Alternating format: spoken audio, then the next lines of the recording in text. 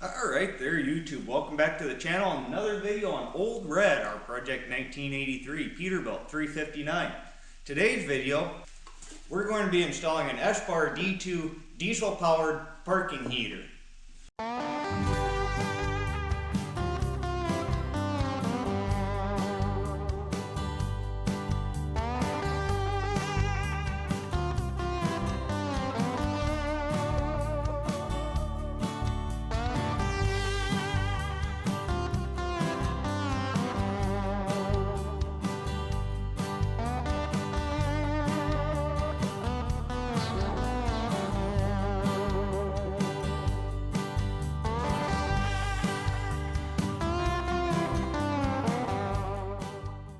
Alright, now there's a lot of advantages to having a parking heater in your truck. It greatly reduces idle time, which reduces fuel consumption, it reduces wear and tear on the engine, and most importantly, you don't have to sit there and listen to the truck idle all night for just a little bit of heat. Now I went with the eberspacher D2, or eberspacher, as some of you guys may know it by. We call it ebersparers, everybody I know call them ebersparers. Eberspacher is a mouthful, so I'm going to refer to this as an eberspacher heater. These are very high quality units. I've had one of these installed in my Mack truck for probably at least 5 years now, and it still works flawlessly. You do have to keep them serviced. You got to disassemble them, clean them out every once in a while. I've got videos on all that if you guys want to check that out. I've also got a video where I compare one of these to the Chinese counterpart. There's a lot of these Chinese knockoffs of these floating around. In my opinion, they're built very low quality. They're built to be throwaway. They do work. They are a lot cheaper. But it's just not something I'm going to put in this truck. I'm going to stick with the eberspacher. I know these heaters. I've been running one for a long time. They're very high quality units. And so that's what we're going to be installing. Now, one of my viewers had mentioned in a recent video that, hey, if you're going to be installing a diesel heater in this truck, it'd be really nice to get that done before you put the new interior in. And, I hadn't really thought about it. It was something I'd kind of planned on doing after the fact. But they mentioned that, and I thought about it for a second. And it's like, you know what? It really would be nice, because then I could run the wiring for the control, back behind all the panels and loom it out kind of like a factory harness and a factory install. So day cab company's got my interior shipped out. It's on its way here, so we should have it here very soon. So I want to go ahead and I want to get this heater installed so that that's done when the new interior gets here. And then hopefully I should be able to get started on getting the new interior installed right away when it gets here. That's the plan anyway. Now I've already done a little bit of prep work on this. I got my fuel standpipe installed in the tank and a unused NPT port. And I also got the control part of the harness run through the back wall of the sleeper and back around to where I'm going to install the controller.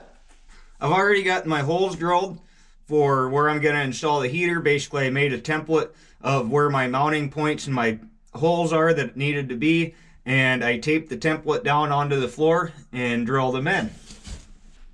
Now there's a few things you're going to want to take into consideration when you're choosing your location of where you're going to mount the heater. You're going to want to choose a location where you're not going to have stuff that gets piled up against here. These under the bunk storage areas tend to get pretty cluttered, at least for me anyway.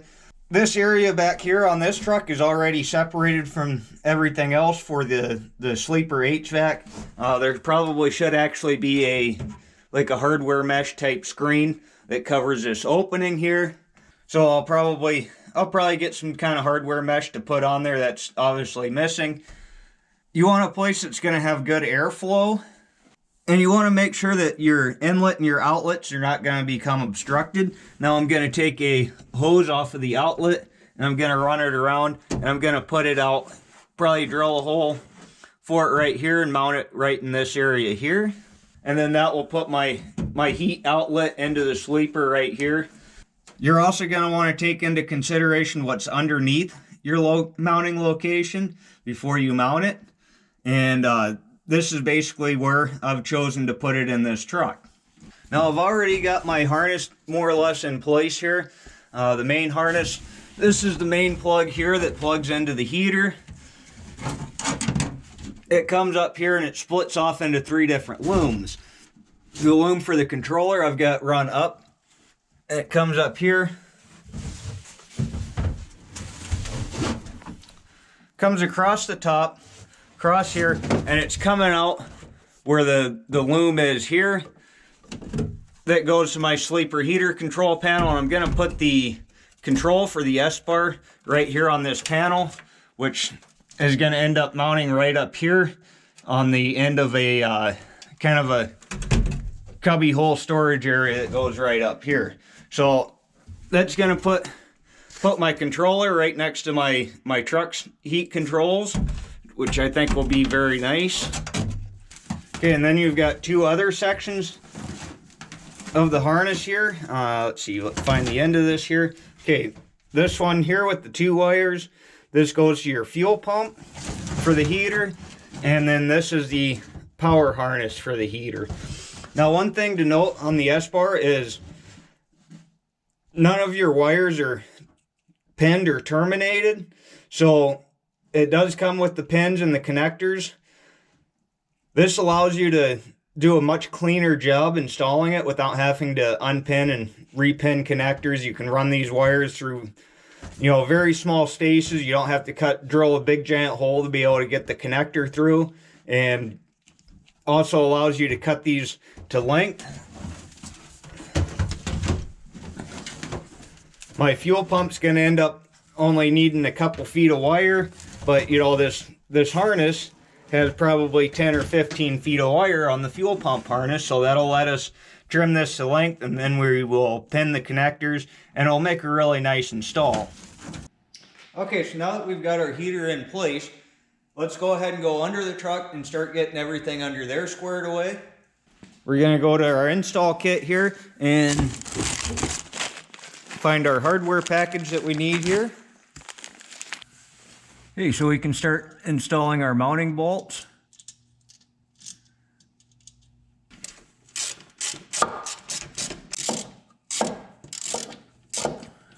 Okay, so now with our heater installed, I think the next thing we're going to do is mount our fuel pump and get our fuel lines run.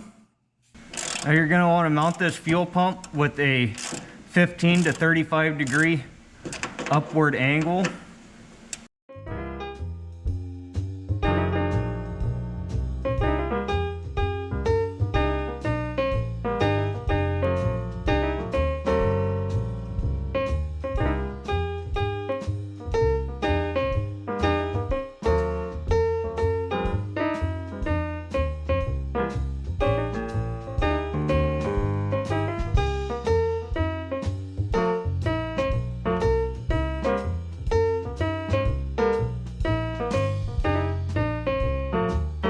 Alright, so that's our fuel pump mounted here.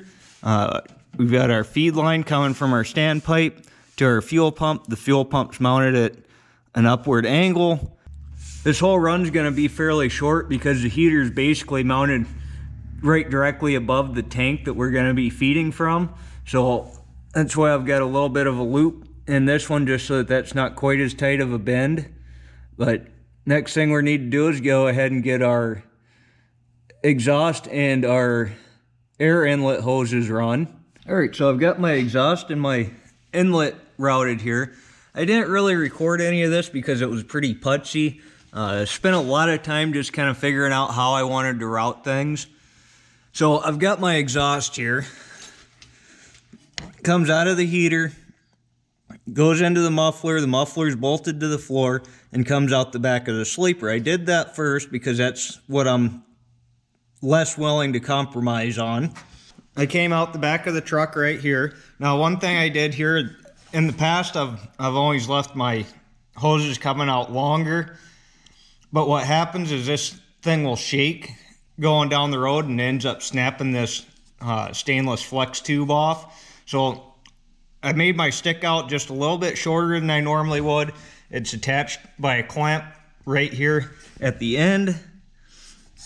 So this is fairly well supported. It doesn't move a whole lot. I had to keep this exhaust outside of the frame rails because I am going to be mounting a hydraulic tank right here in this area for the wet kit for the truck when I get that put on.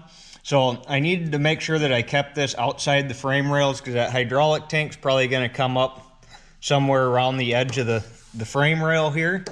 So I had to make sure I kept this outside of the frame rail. Now for the inlet, a few things you want to keep into consideration is you do need at least 12 inches of separation from your exhaust and your inlet tube. You also don't want your inlet tube and your exhaust to draft in the same direction as the vehicle travel. That can cause you some issues if you ever run the heater going down the road. Which if you're ever trucking when it's -30, -40 degrees outside, you may end up running that heater going down the road, so that's something you want to take into consideration. So this inlet routing here, this was definitely a compromise. I needed at least an 8-inch length. There's a minimum, you have to have a minimum of at least an 8-inch run on both your inlet and your exhaust. So I could have hung this straight down. If it would have hung right down to the tank here, it would have been 8 inches exactly. But I didn't really like that, and I didn't want the end of it to rub on the tank here. So what I ended up doing is I just come up and I came forward with it and I looped it back around so that the inlet's facing the same direction as the exhaust, and we've got, you know, a good 2 feet separation between the two. So that should be pretty much everything done down here other than running the wiring for the fuel pump, pinning that connector and putting that in. Okay, so I drilled the hole and installed the grommet for the fuel pump wire. I've located the fuel pump wire part of the harness here, which has all this cable. We don't need anywhere near that much cable. So I'm gonna go ahead and I'm gonna trim this shorter. I'm gonna leave it still much longer than what I need, and I'll trim my final length underneath the truck. Then we're just go ahead and we'll run this wire down through the grommet here. And then pull it down here under the truck. Now that it's under the truck, just kind of hold this up here, figure out how long I want to make this. Looks like we're going to trim it right about there. So just going to hold my fingers there, pull it back.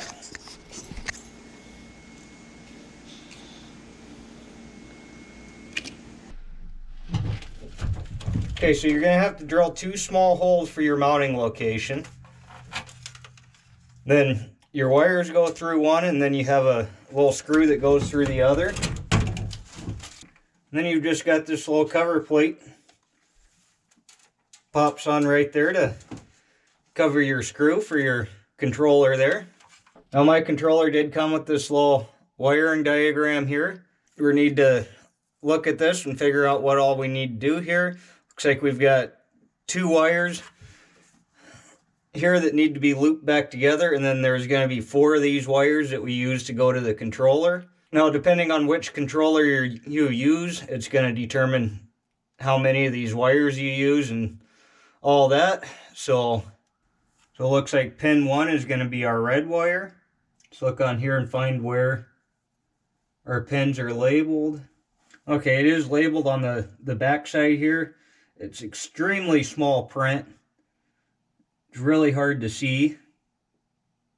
But bottom corner here is pin 1.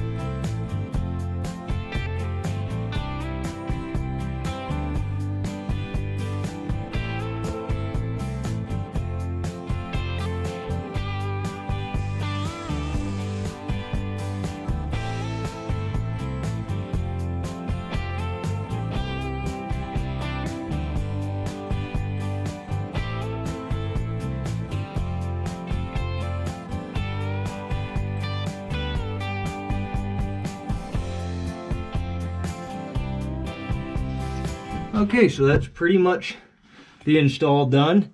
The power and ground harness pins into the fuse block, just like pretty much all the other ones did. You can see we've got a couple fuses in there. That goes into the power harness. You've got one main bulk connector here that plugs into the unit. You already saw that we finished up everything down below, and then you guys just saw me install this vent tube. So this vent tube comes out the heat outlet, runs around, connects to this vent port that we put in here. Now I did already test run this once, but we're going to go ahead and fire it up here. Press the power. Brings the screen up, press it again, goes to on. It's going to run through its startup cycle. I don't know if you can even hear it on camera. It's pretty quiet, but the fan's starting to run a little bit. Here in just a minute, we'll hear the fuel pump start clicking, and we'll hear the heater fire up.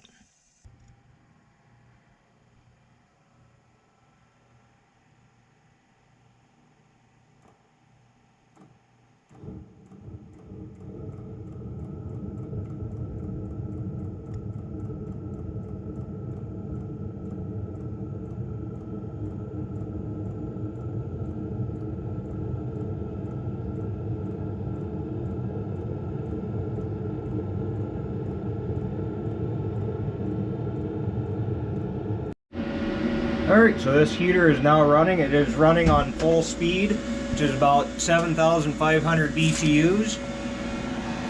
You can see that this thing does move a lot of air. This is a fairly thick piece of paper here. Blowing nice, warm, hot air out.